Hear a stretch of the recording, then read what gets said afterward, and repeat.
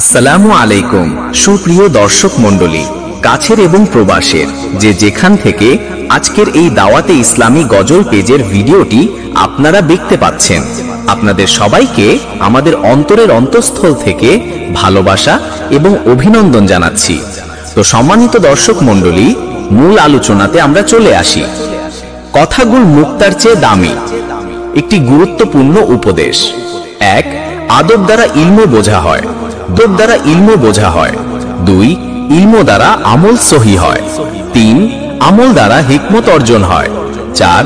হিকমত দ্বারা জোহদ বা দুনিয়া বিরাগী হয়। 5. দুনিয়া বর্জনের মাধ্যমে আখেরাতের আক্কল হাসিল হয়। 6. আখেরাতের আক্কল দ্বারা আখেরাতের নিখুঁত মর্যাদা অর্জন হয়। নামাজ পড়িলে সে ইমানদার থাকে, পৌঁছিয়া গেল সে সঠিক লক্ষ্যে। ওয়াজওয়াসার শিকার হলো সেজন, প্রতি ফরজে তাগিবে সেজন। এক সাহাবীর চেহারা রাসূল সাল্লাল্লাহু আলাইহি ওয়াসাল্লাম এর সদৃশ্য মুবারক অর্জন হয়েছিল। তিনি অহরহ হয়ে পড়তেন রাসূল সাল্লাল্লাহু আলাইহি ওয়াসাল্লাম। জুবাইর নিজের কাছে নিয়ে এসে বললেন, তোমার রাসূল সায়ের মুখাবয়বের সদৃশ্যতা রয়েছে।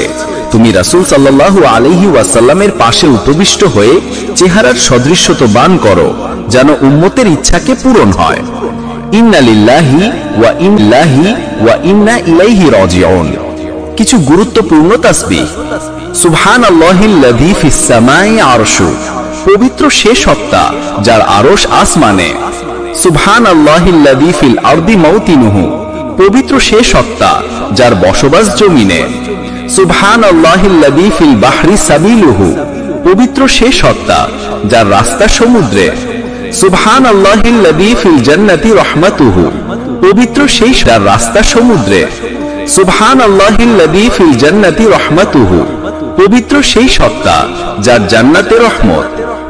ইবনে হিব্বান খ 2 পৃষ্ঠা 48, সিরাজুল মুনির 2 পৃষ্ঠা 201।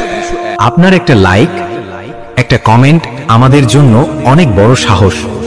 1 সেকেন্ড সময় নিয়ে লিখে দিন কেমন লাগলো। আপনার ছোট্ট সাড়া আমাদের অনেক বড় প্রেরণা।